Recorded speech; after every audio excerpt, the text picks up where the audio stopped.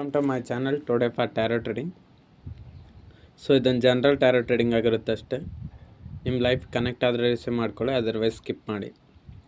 Channel ಯಾರೆಲ್ಲ like ಮಾಡಿಲ್ಲ, share ಮಾಡಿ, ಸಬ್ಸ್ಕ್ರೈಬ್ ಮಾಡ್ಕೊಳ್ಳಿ. ರೀಡಿಂಗ್ ಮೇಲ್ ನೋಡ್ತಿದ್ರೆ ಫೀಮೇಲ್ಗೆ, ಫೀಮೇಲ್ ನೋಡ್ತಾರೆ ಮೇಲ್ಗೆ. 2 side lovers and marriage separation no contact ಅವ್ರಿಗೆ. ನೋಡುವಂಥ ನನ್ನ ವ್ಯೂವರ್ಸ್ನ ಅವ್ರ ಮನಸ್ಸ ಪ್ರೀತಿಸ್ತಾರಂಥ ವ್ಯಕ್ತಿ ನಿಜವಾಗ್ಲೂ ಪ್ರೀತಿ ಮಾಡ್ತಾಯಿದಾರ. ನೋಡುವಂಥ ನನ್ನ ವ್ಯೂವರ್ಸ್ನ ಅವ್ರ ಮನಸ್ಸ ಪ್ರೀತಿಸೋಂಥ ವ್ಯಕ್ತಿ ನಿಜವಾಗ್ಲೂ ಪ್ರೀತಿ ಮಾಡ್ತಾಯಿದಾರ.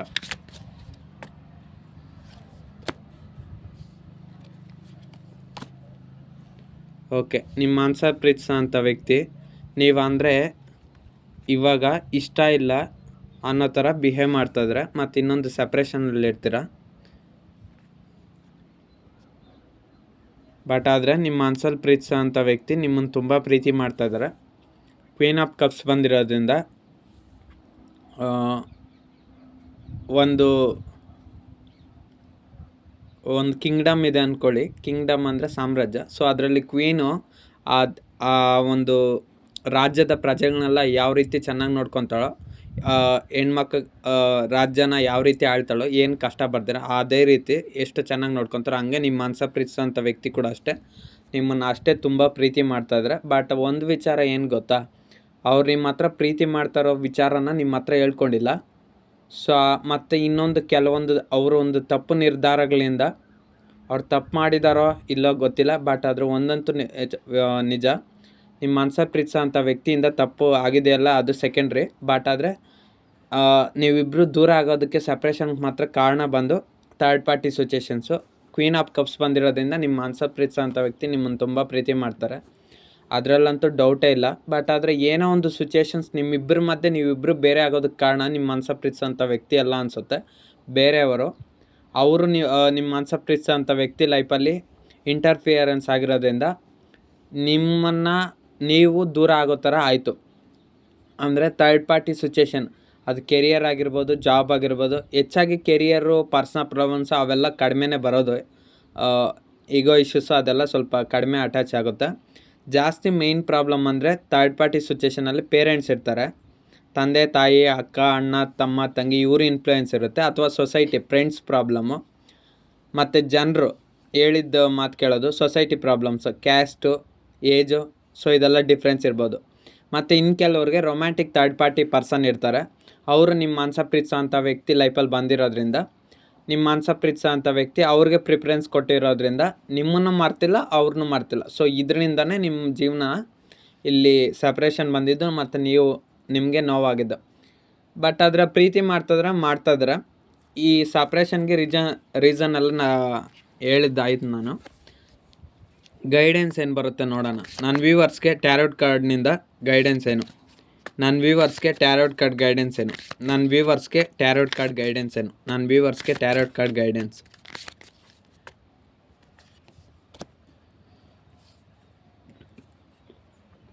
ಗೈಡೆನ್ಸ್ ಏನು ಗೊತ್ತಾ, ಫಸ್ಟ್ ಕಾರ್ಡ್ 7 ಆಫ್ ಪೆಂಟಿಕಲ್ಸ್ ಬಂದಿರೋದ್ರಿಂದ ನಿಮ್ಮ ಮನಸ್ಸ ಪ್ರೀತಿಸೋಂಥ ವ್ಯಕ್ತಿನ ತುಂಬ ಇಷ್ಟಪಡ್ತಾಯಿದ್ರ. ಅವ್ರನ್ನ ಪಡ್ಕೊಬೇಕಾದ್ರೆ ನೀವು ಏನೇನವೆಲ್ಲ ಪ್ರಯತ್ನ ಮಾಡಬೇಕು ಅದನ್ನು ಮಾಡಿ. ಒಂದು ವೇಳೆ ಮಾಡಲಿಲ್ಲ, ಪ್ರಯತ್ನ ಯಾವುದೂ ಮಾಡಲಿಲ್ಲ, ಸೈಲೆಂಟಾಗಿರಿ. ದೇವರು ಅನ್ನೋರು ಇರ್ತಾರಲ್ವ ಮೇಲೆ, ಸೊ ನೀವು ದೇವ್ರನ್ನೆಲ್ಲ ನಂಬ್ತೀರಾ ಅನ್ನೋ ಒಂದು ಜಾಸ್ತಿ ನಂಬ್ತೀರಾ ಅನಿಸುತ್ತೆ. ಸೊ ಅಂಥವ್ರೆ ಟ್ಯಾರೋ ಟ್ರೇಡಿಂಗ್ ಎಲ್ಲ ನೋಡೋದು. ಯಾರು ದೇವ್ರಿಗೆ ಕನೆಕ್ಟ್ ಆಗಿರ್ತಾರೋ ಅವರೇ ಭವಿಷ್ಯನ ಅಂಥವನ್ನೆಲ್ಲ ನೋಡೋದು, ಅವರೇ ಇದ್ರ ಬಗ್ಗೆ ತಿಳ್ಕೊಳೋದು. ಮತ್ತು ಯಾರಿಗೂ ಕೆಟ್ಟದ್ದು ಮಾಡ್ದಿರ ಒಳ್ಳೇದನ್ನ ಬಯಸೋದು.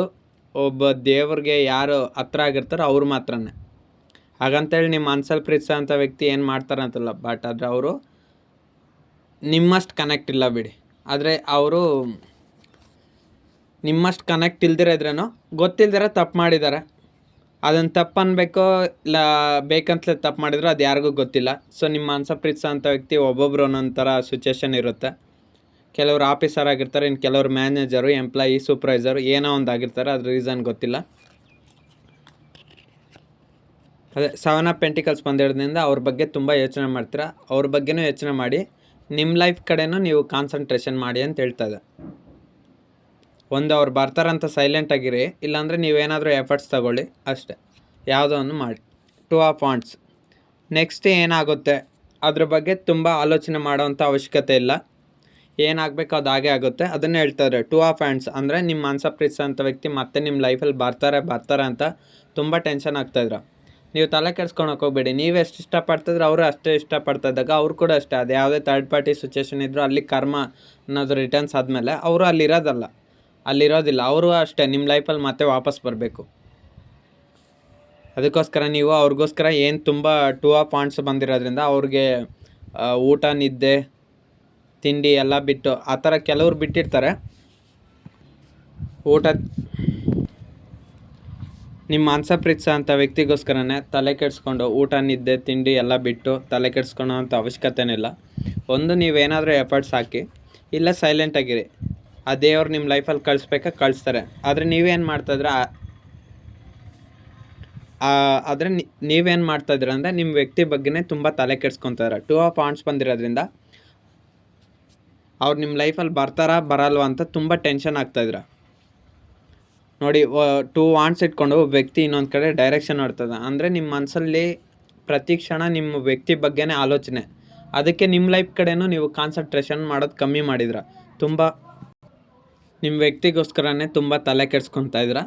ನೋಡಿ, ಇಲ್ಲಿ ತುಂಬ ತಲೆ ಕೆಡಿಸ್ಕೊಳೋದ್ರಿಂದ ಏನು ಪ್ರಯೋಜನ ಇಲ್ಲ. ಒಂದು ನೀವು ಆ್ಯಕ್ಷನ್ ತೊಗೊಬೇಕು, ಇಲ್ಲ ಸೈಲೆಂಟಾಗಿರಬೇಕು, ಇಲ್ಲ ದೇವ್ರು ನೋಡ್ಕೊತಾನೆ ಅಂತ ಬಿಟ್ಬಿಡಬೇಕು. ಮೂರರಲ್ಲಿ ಯಾವುದಾದ್ರೂ ಒಂದು ಮಾಡಿ. ಇಲ್ಲ ನಿಮ್ಗೆ ಏನಾದರೂ ಟೆಕ್ನಿಕ್ಸ್ ಗೊತ್ತಿದ್ರೆ ಫಾಲೋ ಮಾಡಿ ನಿಮ್ಮ ವ್ಯಕ್ತಿನ ಪಡ್ಕೊಳ್ಳಿ. ಆದರೆ ಅವ್ರಿಗೋಸ್ಕರ ತುಂಬ ತಲೆ ಕೆಡಿಸ್ಕೊಂಡು ಯೋಚನೆ ಮಾಡಿ, ಎಷ್ಟೋ ಅಷ್ಟು ಯೋಚನೆ ಮಾಡಿ. ಅತಿಯಾಗಿ ಆಲೋಚನೆ ಮಾಡೋದ್ರಿಂದ ಏನಾಗುತ್ತಂದರೆ ನಿಮ್ಮ ಆರೋಗ್ಯದ ಮೇಲೇ, ಹೆಲ್ತ್ ಮೇಲೆ ತೊಂದರೆ ಆಗುತ್ತೆ.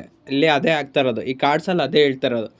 ನಿಮ್ಮ ಒಂದು ಮಾನಸಿಕ ಮೆಂಟಲ್ ಪ್ರಾಬ್ಲಮ್ ಮೇಲೆ ಹೆಲ್ತ್ ಆಗ್ತಾಯಿದೆ. ಅಂದರೆ ನೀವು ಪದೇ ಪದೇ ಟೆನ್ಷನ್ ಮಾಡಿ ಆಲೋಚನೆ ಮಾಡೋದ್ರಿಂದ ನಿಮಗೆ ಹಲವಾರು ಥರದ ಹೆಲ್ತ್ ಇಶ್ಯೂಸ್ ಬರ್ಬೋದು. ಡಿಫ್ರೆಂಟ್ ಹೆಲ್ತ್ ಇಶ್ಯೂಸ್ ಬರ್ಬೋದು. ಅಂದರೆ ಅವ್ರ ಬಗ್ಗೆ ಯೋಚನೆ ಮಾಡ್ತಾ ತಲೆ ಕೆಡಿಸ್ಕೊಳ್ತಾ ತುಂಬ ಡಿಪ್ರೆಷನ್. ಸೊ ಆ ಥರ ಎಲ್ಲ ಒಬ್ಬೊಬ್ರಿಗೂ ನಂತರ ಹೆಲ್ತ್ ಪ್ರಾಬ್ಲಮ್ ಬರುತ್ತೆ. ಕೆಲವರು ಫಿಸಿಕಲಾಗಿ ವೀಕ್ ಆಗ್ಬೋದು, ಅಂದರೆ ತುಂಬ ಟಯರ್ಡ್ ಆಗೋದು. ಸೊ ಅದೆಲ್ಲ ಬೇಡ. ನಿಮ್ಮ ವ್ಯಕ್ತಿ ಬಗ್ಗೆ ಯೋಚನೆ ಮಾಡಿ, ಅಲ್ಪ ಸ್ವಲ್ಪ ಮಾಡಿ, ಮತ್ತು ಲೈಟಾಗಿ ತಗೊಳ್ಳಿ ಅಷ್ಟೇ. ಬರೋರು ಬರ್ತಾರೆ, ಹೋಗೋರು ಹೋಗ್ತಾರೆ ಅಷ್ಟೇ ಅಲ್ವಾ? ಸಿಂಪಲ್ಲಾಗಿ ಹೇಳ್ಬಿಟ್ಟೆ ನಾನು. ಬಟ್ ಸಿಂಪಲ್ಲಾಗಿ ಹೇಳೋದು ಈಸಿ, ಬಟ್ ಅನುಭವಿಸೋರಿಗೆ ಗೊತ್ತು ಕಷ್ಟ. ಸೊ ಏನು ಮಾಡೋಕ್ಕಲ್ಲ. ಅನುಭವಿಸೋದಂದರೆ ನಾನೇನು ಆ ಥರ ಹೇಳ್ತಿಲ್ಲ. ಇದನ್ನು ನಿಮ್ಮ ಲೈಫ್ ಕೂಡ ಇಂಪಾರ್ಟೆಂಟ್ ಅಲ್ವಾ? ನಿಮ್ಮ ಮನಸ ಪ್ರೀತಿಸೋಂಥ ವ್ಯಕ್ತಿ ಲೈಫು ಇಂಪಾರ್ಟೆಂಟೇ, ನಿಮ್ಮ ಲೈಫು ಇಂಪಾರ್ಟೆಂಟೇ. ಹೆಲ್ತನ್ನು ಕಾಪಾಡ್ಕೊಳ್ಳಿ, ತಾನೇ ಎಲ್ಲವೂ ಸರಿ ಹೋಗುತ್ತೆ. ಓಕೆನಾ? ಸೊ ಅದೇ ಯೋಚನೆ ಮಾಡೋಕ್ಕೆ ಹೋಗ್ಬೇಡಿ ಅಷ್ಟೇ. ಅದೇ ಗೈಡೆನ್ಸ್. ತುಂಬ ಯೋಚನೆ ಮಾಡಿ ತಲೆ ಕೆಡ್ಸ್ಕೊಳಕ್ಕೆ ಹೋಗ್ಬೇಡಿ. ಯೋಚನೆ ಮಾಡಿದ್ರೂ ಸ್ವಲ್ಪ ಯೋಚನೆ ಮಾಡಿ. ಟೂ ಆಫ್ ಹ್ಯಾಂಡ್ಸ್ ಬಂದಿರೋದ್ರಿಂದ ತುಂಬ ಯೋಚನೆ ಮಾಡ್ತೀರಾ. ನಿಮ್ಮ ವ್ಯಕ್ತಿಗೋಸ್ಕರ ಅಷ್ಟೊಂದು ಡೀಪಾಗಿ ತಲೆ ಕೆಡ್ಸ್ಕೊಬೇಡಿ. ಸ್ವಲ್ಪ ಆದರೂ ಕೆಡ್ಸ್ಕೊಳ್ಳಿ ಅಷ್ಟೇ. ಒಂದು 100% ತಲೆ ಕೆಡ್ಸ್ಕೊತಿದ್ರೆ ಒಂದು 50% ತಲೆ ಕೆಡ್ಸ್ಕೊಳ್ಳಿ ಅಷ್ಟೇ. ನನ್ನ ವ್ಯೂವರ್ಸ್ಗೆ ಅವ್ರ ಮನಸ ಪ್ರೀತಿಸೋಂಥ ವ್ಯಕ್ತಿಯಿಂದ ಇನ್ನೂ ಗೈಡೆನ್ಸ್ ಏನು, ಟ್ಯಾರೋಟ್ ಕಾರ್ಡ್ ಗೈಡೆನ್ಸ್ ಏನು, ನನ್ನ ವ್ಯೂವರ್ಸ್ಗೆ ಅವ್ರ ಪ್ರೀತಿಯಲ್ಲಿ ಟ್ಯಾರೋಟ್ ಗೈಡೆನ್ಸ್ ಏನು, ನನ್ನ ವ್ಯೂವರ್ಸ್ಗೆ ಅವ್ರ ಪ್ರೀತಿಯಲ್ಲಿ ಟ್ಯಾರೋಟ್ ಗೈಡೆನ್ಸ್. Okay, full. ನೀವು ಯಾವುದೇ ಒಂದು ಕೆಲಸ ಮಾಡಬೇಕಾದ್ರೆ ಫಾಸ್ಟಾಗಿ ಡಿಸಿಷನ್ ತಗೊತೀರ. ಅಂದರೆ ನೆಕ್ಸ್ಟ್ ಏನಾಗ್ಬೋದು ಅಂತ ಯೋಚನೆ ಮಾಡಲ್ಲ. ಅವಸರದಲ್ಲಿ ನಿರ್ಧಾರ ತಗೊತೀರ, ನೀವೇ ಪ್ರಾಬ್ಲಮಲ್ಲಿ ಸಿಕ್ಕಾಕೊತೀರ. ನಿಮ್ಮ ಪ್ರೀತಿ ವಿಚಾರದಲ್ಲೂ ಹಾಗೆ ಸಿಕ್ಕಾಕೊಂಡಿದ್ರ. ನಿಮ್ಮ ಮನಸ ಪ್ರೀತಿಸೋಂಥ ವ್ಯಕ್ತಿ ನೀವು ಪ್ರೀತಿ ಮಾಡಿಬಿಟ್ಟಿದ್ರ, ಗೊತ್ತಾಗಲಿಲ್ಲ, ಅನ್ಎಕ್ಸ್ಪೆಕ್ಟೆಡಾಗಿ ಲವ್ ಮಾಡಿದ್ರ. ಬಟ್ ಇವಾಗ ನಿಮ್ಮ ಕೈಯಲ್ಲಿ ಮರೆಯೋಕ್ಕಾಗ್ತಿಲ್ಲ. ಯಾಕೆ ಮರೆಯೋಕ್ಕಾಗ್ತಿಲ್ಲ ಅಂದರೆ ನೀವು ತುಂಬ ಒಳ್ಳೆಯವರು. ಈ ರೀಡಿಂಗ್ ಯಾರನ್ನು ನೋಡ್ತಾ ಇರಲಿ, ಅವರೆಲ್ಲ ತುಂಬ ಒಳ್ಳೆಯವರು ಇರ್ತಾರೆ. ಬಟ್ ಅದೇ ಬುದ್ಧಿವಂತರಾಗಿದ್ದ ಕಾರಣಕ್ಕೋಸ್ಕರ ಕೆಟ್ಟವ್ರು ಅಂತ ಹೇಳೋಕ್ಕಾಗಲ್ಲ. ಈ ರೀಡಿಂಗ್ ಯಾರ್ಯಾರು ನೋಡ್ತಾ ಇದ್ರೆ ಅವರೆಲ್ಲ ಒಳ್ಳೆಯವರೇ. ಒಬ್ಬೊಬ್ರು ಅನ್ನೋಂಥರ ಒಳ್ಳೆಯವ್ರು ಇರ್ತೀರ, ಬಟ್ ಹೇಳೋಕ್ಕಾಗಲ್ಲ. ನಾನು ಹೇಳ್ತಾ ಇದ್ದೀನಲ್ಲ, ಈ ರೀಡಿಂಗಲ್ಲ ಅಷ್ಟೇ. ನೀವು ತುಂಬ ಒಳ್ಳೆಯವ್ರು ಇದ್ದೀರಾ. ಬಟ್ ಆದರೆ ಏನು ಮಾಡೋಕ್ಕಲ್ಲ, ದೇವರು ಕೆಲವ್ರಿಗೆ ಕಷ್ಟ ಕೊಡ್ತಾನೆ. ಅವ್ರವ್ರ ಕರ್ಮಕ್ಕೆ ತಕ್ಕಂತೆ ಕಷ್ಟ ಕೊಡ್ತಾನೆ. ಯಾವ ಜನದಲ್ಲಿ ಏನು ಕಷ್ಟ ಯಾರಿಗೇನು ತೊಂದರೆ ಮಾಡಿದ್ರೋ ಗೊತ್ತಿಲ್ಲ. ಬಟ್ ಈ ಜನದಲ್ಲಿ ಅನುಭವಿಸ್ಬೇಕಂತ ಕೊಟ್ಟಿರ್ತಾರೆ. ಏನು ಮಾಡೋಕ್ಕಲ್ಲ, ಅನುಭವಿಸ್ಲೇಬೇಕು. ಸೊ ನೀವು ಅದೇ ಫುಲ್ ಕಾರ್ಡ್ ಬಂದಿರೋದ್ರಿಂದ ಸ್ವಲ್ಪ ಮುಂದೆ ಏನಾಗುತ್ತೆ ಭವಿಷ್ಯ ಅಂತ ನಿರ್ಧಾರ ಮಾಡಿ, ಒಂದು 5-6 ಸಾರಿ ಯೋಚನೆ ಮಾಡಿ ನಿರ್ಧಾರ ತಗೊಳ್ಳಿ. ಅವಸರದಲ್ಲಿ ಕೆಲಸ ಮಾಡ್ತೀರ ನೀವು. ಫುಲ್ ಕಾರ್ಡ್ ಅಂದರೆ ಇವಾಗ ಯಾರಿಗಾದ್ರೂ ಒಂದು ವಸ್ತುನ ಕೊಡಬೇಕಾದ್ರೆ ಒಂದು 10,000 ರೂಪಾಯಿ ಕೊಡ್ಬೇಕು ಅಂದ್ಕೊಳ್ಳಿ, ಸಿಂಪಲ್ಲಾಗಿ. ಇವ್ರು ನನಗೆ ವಾಪಸ್ ಕೊಡ್ತಾರಾ ಕೊಡಲ್ವಾ ಅಂತ ನೀವು ಯೋಚನೆ ಮಾಡಲ್ಲ. ಅವ್ರು ಕಷ್ಟದಲ್ಲಿದ್ದಾರೆ ಅಂತ ಹೇಳ್ಬಿಟ್ಟು ಸಹಾಯ ಮಾಡಿಬಿಡ್ತೀರ. ಇದು ಒಂದು ಎಕ್ಸಾಂಪಲ್ ಅಷ್ಟೇ. ಅವರು ಕಷ್ಟದಲ್ಲಿದ್ದಾರೆ, ಒಂದು 10,000 ಕೇಳಿದರೆ ಕೊಟ್ಬಿಡ್ತೀರ. ಮತ್ತು ಅವ್ರು ರಿಟರ್ನ್ ನಿಮಗೆ ಕೊಡ್ತಾರಾ ಕೊಡಲ್ಲ ಅಂತ ನೀವು ಕ್ಯಾಲ್ಕುಲೇಟ್ ಮಾಡಲ್ಲ, ಯೋಚನೆ ಮಾಡಲ್ಲ. ಅವಾಗ ಏನಾಗುತ್ತೆ, ನಿಮಗೆ ಪ್ರಾಬ್ಲಮ್ ಬರುತ್ತೆ. ಅದೇ ಎಲ್ಲೋ ಒಂದು ಕೆಲ್ಸಕ್ಕೆ ಹೋಗ್ಬೇಕಂತ ತಿಳ್ಕೊಳ್ಳಿ. ಸೊ ಈ ಥರ ಆ ವರ್ಕ್‌ಗೆ ಹೋದ್ರೆ ನನಗೇನಾದರೂ ಪ್ರಾಬ್ಲಮ್ಸ್ ಆಗುತ್ತಾ ಇಲ್ವಾ ಗೊತ್ತಾಗಲ್ಲ. ಬಟ್ ಆ ವರ್ಕ್ ಆಗಬೇಕಂತ ಹೊರಟೋಗ್ತೀರಾ. ಬಟ್ ಆದರೆ ನೀವು ಅಲ್ಲಿ ಪ್ರಾಬ್ಲಮ್ಸ್ ಅನುಭವಿಸ್ತೀರಾ. ಸೊ ಅದಕ್ಕೆ ಹೇಳ್ತದೆ ಫೂಲ್ ಕಾರ್ಡ್. ಸೊ ಏನೇ ಆಗಲಿ ಯೋಚನೆ ಮಾಡಿ ನಿರ್ಧಾರ ಮಾಡಿ ತಗೊಳ್ಳಿ. ಇದನ್ನು ಮಾಡೋದ್ರಿಂದ ಸರಿನಾ ತಪ್ಪಾ? ಮತ್ತು ನನಗೇನಾದರೂ ಪ್ರಾಬ್ಲಮ್ಸ್ ಬರುತ್ತಾ? ಸೊ ಅದು ಬಿಫೋರ್ ಇಂಟೆಲಿಜೆಂಟ್ ಅಂತ ಹೇಳ್ತದೆ. ಅಂದರೆ ಯಾವುದೇ ಕೆಲಸ ಮಾಡ್ಲಿಕ್ಕೆ ಮುಂಚೆ ಅದರಿಂದ ನಿಮಗೇನು ತೊಂದರೆ ಬಂದಿಲ್ಲ ಅಂದರೆ ಮಾಡಿ. ಒಂದು ವೇಳೆ ತೊಂದರೆ ಬಂದರೂ ಪರವಾಗಿಲ್ಲ, ಅಲ್ಪ ಸ್ವಲ್ಪ ತೊಂದರೆನ ಪಡಿ ಅಷ್ಟೇ, ತುಂಬ ಪಡಕ್ಕೆ ಹೋಗಬೇಡಿ. ನೀವು ಏನು ಮಾಡ್ತಾಯಿದ್ದೀರ ಅಂದರೆ ತುಂಬ ಕರುಣೆ ಅನ್ನೋದು ನಿಮ್ಮಲ್ಲಿ ಜಾಸ್ತಿ ಇದೆ. ಯಾರಿಗೋ ಏನೋ ಒಳ್ಳೇದು ಮಾಡೋಕ್ಕೋಗಿ ನೀವೇ ತೊಂದರೆಯಲ್ಲಿ ಸಿಕ್ಕಾಕೊತಾ ಇದ್ದೀರ. ಅದಕ್ಕೆ ಫುಲ್ ಕಾರ್ಡ್ ಬಂದಿರೋದು ನ್ಯೂ ಬಿಗಿನಿಂಗ್ಸ್. ಸೊ ಏನೇ ವಿಚಾರ ಮಾಡಲಿ ಒಂದು 5-6 ಸರಿ ಯೋಚನೆ ಮಾಡಿ ನಿರ್ಧಾರ ಮಾಡಿ. ಇದು ಕೂಡ ಒಂದು ಗೈಡೆನ್ಸೇ. ನನ್ನ ವ್ಯೂವರ್ಸ್ಗೆ ಇನ್ನೂ ಅವ್ರ ಮನಸ ಪ್ರೀತಿಸೋ ರಿಲೇಷನ್ಶಿಪ್ಪಲ್ಲಿ ಗೈಡೆನ್ಸ್ ಏನು? ನನ್ನ ವ್ಯೂವರ್ಸ್ಗೆ ರಿಲೇಷನ್ಶಿಪ್ಪಲ್ಲಿ ಟ್ಯಾರೋಟ್ ಕಾರ್ಡ್ ಗೈಡೆನ್ಸ್ ಏನು? ನನ್ನ ವ್ಯೂವರ್ಸ್ಗೆ ರಿಲೇಷನ್ಶಿಪ್ಪಲ್ಲಿ tarot card guidance. Okay, 8 of swords. ಇನ್ನೊಂದು, ನೀವು ಏನಾದರೂ ಸಡನ್ಲಿ ಪ್ರಾಬ್ಲಮ್ ಬಂತು ಅಂದರೆ ಸ್ಟಕ್ ಆಗಿಬಿಡ್ತೀರ. ಇವಾಗ ಪ್ರೆಸೆಂಟ್ ಆಗಿದ್ದೀರ. ನಿಮ್ಮ ಮನಸ ಪ್ರೀತಿಸೋಂಥ ವ್ಯಕ್ತಿಗೋಸ್ಕರ ಕೆಲಸ ಕಳ್ಕೊಂಡಿದ್ದೀರ, ಜಾಬ್ ಕಳ್ಕೊಂಡಿದ್ದೀರ. ಅವ್ರಿಗೋಸ್ಕರ ಅವ್ರದ್ದೇ ನೆನಪಲ್ಲಿ ಯೋಚನೆ ಮಾಡ್ತಾರೆ. ಅವ್ರು ಎಲ್ಲೂ ಹೋಗಲ್ಲ. ನಿಮಗೆ ಅಂತ ಬರೆದಿದ್ರೆ ಖಂಡಿತ ಬರ್ತಾರೆ. ಎಲ್ಲೋಗ್ತಾರೆ? ಈಗ ನಿಮಗೆ ನೋವು ಕೊಟ್ಟು ಅವ್ರು ಇನ್ನೊಬ್ಬರ ಜೊತೆ ಚೆನ್ನಾಗಿರೋಕ್ಕಾಗುತ್ತಾ? ಅಥವಾ ನಿಮ್ಮನ್ನು ದೂರ ಮಾಡಿ ಅವ್ರನ್ನ ದೇವರು ಚೆನ್ನಾಗಿರಿಸಕ್ಕೆ ಬಿಡ್ತಾನ? ಇವತ್ತು ಚೆನ್ನಾಗಿರಿಸಿದ್ರೂ ನಾಳೆ ಬೆಳಗ್ಗೆ ಅವ್ರಿಗೂ ಪ್ರಾಬ್ಲಮ್ಮೆ. ಇವಾಗ ನೀವೇ ಸಂಕಷ್ಟ ಅನುಭವಿಸಿದ್ರೆ ಅಷ್ಟೇ ಸಂಕಷ್ಟ ಅನುಭವಿಸ್ತಾರೆ. ಕರ್ಮ ಅನ್ನೋದು ಯಾವ ಜನ್ಮದಲ್ಲೂ ಅನುಭವಿಸ್ಬೇಕಲ್ಲ, ಕಲಿಯುಗದಲ್ಲಿ ಈ ಜನ್ಮದಲ್ಲೇ ಅನುಭವಿಸ್ತಾರೆ. ಸೊ ನೀವು ನೋಡಲ್ಲ, ಗೊತ್ತಾಗಲ್ಲ.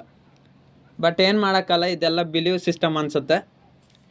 ಬಟ್ ಆದರೆ ಒಂದಂತೂ ನಿಜ, ಯಾರು ಎಷ್ಟು ಮಾಡ್ತಾರೋ ಅವ್ರಿಗೆ ಅದೇ ಅಂತ ತಕ್ಕ ಶಿಕ್ಷೆ ಆಗುತ್ತೆ ಅಷ್ಟೇ. ಸೊ ಅದಕ್ಕೆ 8 ಆಫ್ ಸಾರ್ಟ್ಸ್ ಬಂದಿರೋದ್ರಿಂದ ನಿಮ್ಮ ಮನಸ ಪ್ರೀತಿಸೋಂಥ ವ್ಯಕ್ತಿಗೋಸ್ಕರ ಏನು ನನ್ನ ವ್ಯಕ್ತಿ ಮಾತಾಡ್ತಲ್ಲ, ಈ ಪ್ರೀತಿಯಲ್ಲಿ ನಾನು ಏನು ಮಾಡಬೇಕಂತ ಗೊತ್ತಿಲ್ಲದಿರೋ ಸ್ಟಕ್ ಆಗಿದ್ರೆ ನೀವು ಅದರಿಂದ ರಿಲೀಸ್ ಆಗಿ ಏನಾದರೂ ವರ್ಕ್ ಮಾಡಿ, ಇಲ್ಲ ಜಾಬ್ ಮಾಡಿ. ಏನಾದರೂ ನಿಮ್ಗೆ ಹ್ಯಾಬಿಟ್ಸ್ ಇದ್ದರೆ ಅದನ್ನು ನೀವು ಏನೇನೆಲ್ಲ ನಿಮ್ಮ ಲೈಫಲ್ಲಿ ಸ್ಟಾಪ್ ಮಾಡಿದರೆ ಎಲ್ಲವನ್ನು ಕಂಟಿನ್ಯೂ ಮಾಡಿ. ಮತ್ತು ನಿಮ್ಮ ಮನಸಲ್ಲಿ ಪ್ರೀತಿಸೋಂಥ ವ್ಯಕ್ತಿನೂ ಪಡ್ಕೊಳೋದಕ್ಕೂ ಟ್ರೈ ಮಾಡಿ. ಸಿಕ್ಕಿದರೆ ಸಿಗ್ತಾರೆ, ಇಲ್ಲಾಂದರೆ ಹೋಗ್ತಾರೆ ಅಷ್ಟೇ ಅಲ್ವಾ? ಪ್ರಯತ್ನ ನಿಮ್ಮದು, ಪ್ರತಿಫಲ ದೇವ್ರದ್ದು ಅಷ್ಟೇ.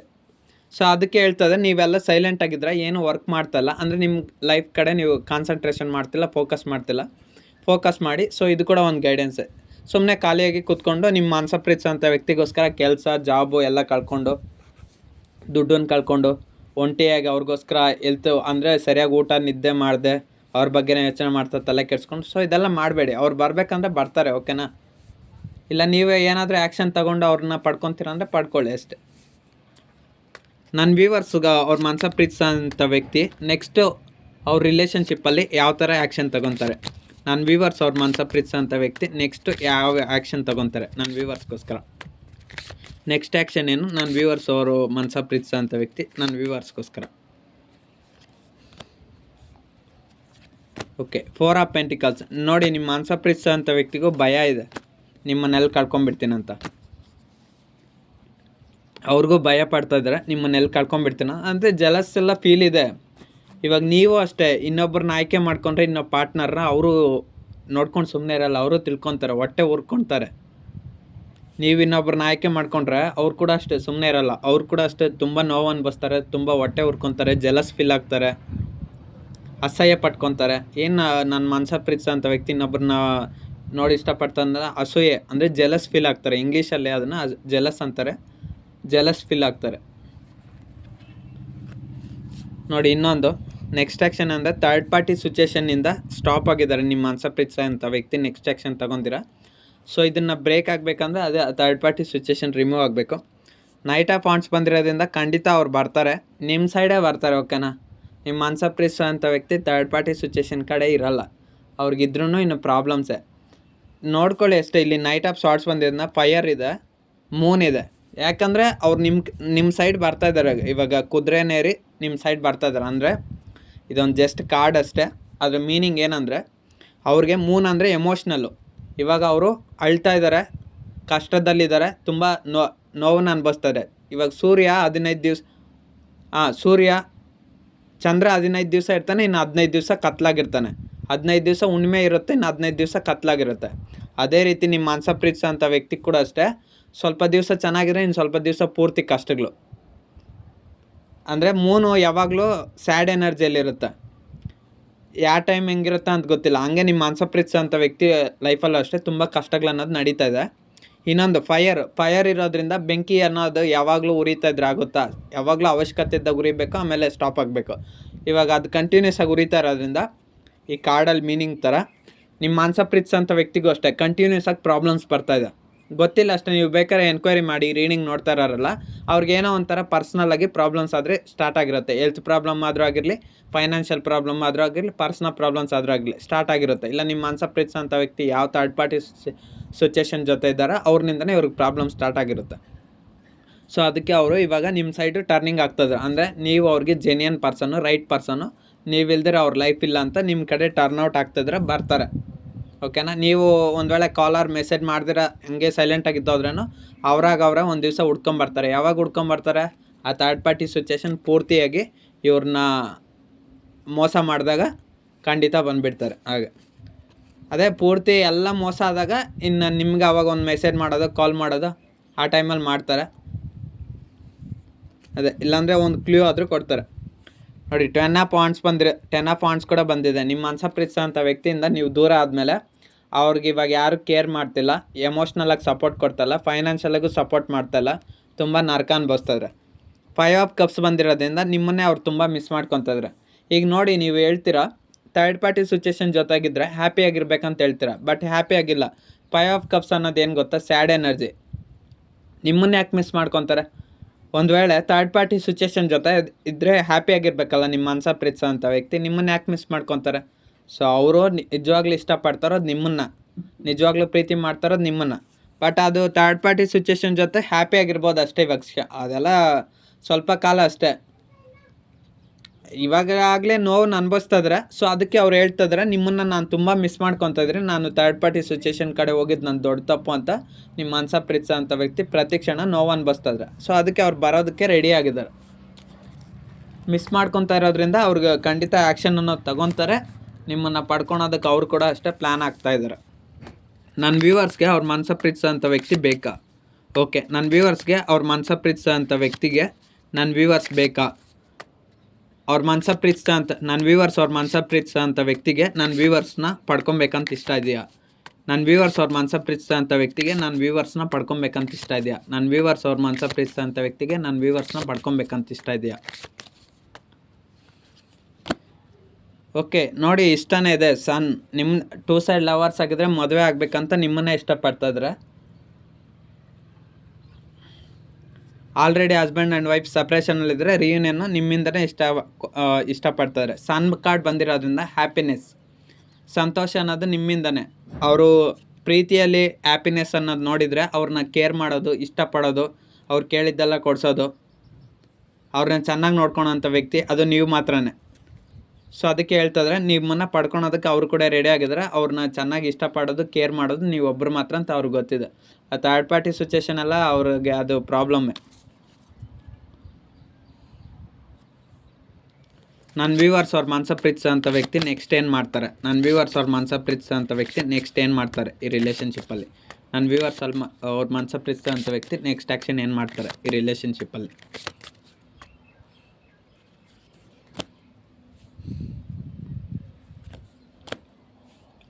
ಓಕೆ ನೋಡಿ, ನೆಕ್ಸ್ಟ್ ಅವ್ರ ಆ್ಯಕ್ಷನ್ ಏನು ಮಾಡ್ತಾರೆ ಅಂದರೆ 8 ಆಫ್ ವಾಂಡ್ಸ್. ಅಂದರೆ ಸ್ಟಕ್ ಆಗಿರೋ ಎನರ್ಜಿಯಿಂದ ಹೊರಗಡೆ ಬಂದು ನಿಮ್ಮನ್ನು ಮದುವೆ ಮಾಡ್ಕೊತೀನಿ ಅಂತ 2 ಸೈಡ್ ಲವರ್ಸ್ ಆಗಿದ್ದರೆ ಆಪರ್ಚುನಿಟಿ ಹೇಳ್ತಾರೆ. ನಿಮ್ಮ ಜೊತೆ ಪರ್ಮನೆಂಟ್ ಆಗ್ತೀನಿ ಅಂತ ಹೇಳ್ತಾರೆ, ಇಲ್ಲ ಯೂನಿಯನ್ ಮಾಡ್ಕೊತೀನಿ ಅಂತ ಹೇಳ್ತಾರೆ. ಅಂದರೆ ರಿಯೂನಿಯನ್ ಆಗ್ತೀರಾ. ಒಂದು ವೇಳೆ ಹಸ್ಬೆಂಡ್ ಆ್ಯಂಡ್ ವೈಫ್ ಸಪ್ರೇಷನ್ ಆಗಿದ್ರೆ ನಿಮ್ಮಿಂದ ಅವರು ದೂರ ಇರೋಕ್ಕಾಗದೆ ಯಾವುದೇ ಇನ್ನೊಬ್ಬ ರೊಮ್ಯಾಂಟಿಕ್ ಥರ್ಡ್ ಪಾರ್ಟಿ ಇವರೆಲ್ಲ ಇದ್ರೂ ಅವ್ರನ್ನ ಬಿಟ್ಬಿಟ್ಟು ಅವರು ಸಿಂಗಲಾಗಿ ಬಂದು ಆಮೇಲೆ ನಿಮ್ಮನ್ನು ಇಷ್ಟಪಟ್ಟು ನಿಮ್ಮ ಜೊತೆ ಬರಲಿಕ್ಕೆ ಅವ್ರು ರೆಡಿಯಾಗಿದ್ದಾರೆ. ನೆಕ್ಸ್ಟ್ ಏನು ಮಾಡ್ತಾರೆ ಅಂದರೆ, ನೀವು ಅವ್ರಿಗೆ ಬೇಕು, ಅವ್ರಿಗೆ ಈ ಒಂದು ಕಷ್ಟ 8 ಆಫ್ ವಾಂಡ್ಸ್ ಬಂದಿರೋದ್ರಿಂದ ಈ ಸ್ಟಕ್ ಸಿಚುಯೇಷನ್ನ ಅವ್ರ ಕೈಯಲ್ಲಿ ಅನುಭವಿಸೋಕ್ಕಾಗ್ತಿಲ್ಲ. ಅವ್ರು ನಿಮ್ಮ ಸೈಡ್ ಬಂದೇ ಬರ್ತಾರೆ. ಓಕೆನಾ? ಯೂನಿಯನ್ನೇ ಕೋರ್ಕೊತಾ ಇದ್ದಾರೆ. ಥರ್ಡ್ ಪಾರ್ಟಿ ಸಿಚುಯೇಷನಿಂದ ತುಂಬ ದೊಡ್ಡ ಪ್ರಾಬ್ಲಮ್ ಆಗ್ತಾಯಿದೆ ಅವ್ರಿಗೆ. ಸೊ ಅವ್ರು ನಿಮ್ಮ ಹತ್ರನೇ ಬರ್ತಾರೆ ಅಂತ ಹೇಳ್ಬೋದು. ಸೊ ಇದಾಗಿತ್ತು ಇವತ್ತಿನ ರೀಡಿಂಗು. ಸೊ ನಿಮ್ಮ ಲೈಫಿಗೆ ಕನೆಕ್ಟ್ ಆದರೆ ರಿಸೀವ್ ಮಾಡ್ಕೊಳ್ಳಿ, ಅದರ್ವೈಸ್ ರೀಡಿಂಗ್ನ ಸ್ಕಿಪ್ ಮಾಡಿ ಅಷ್ಟೇ.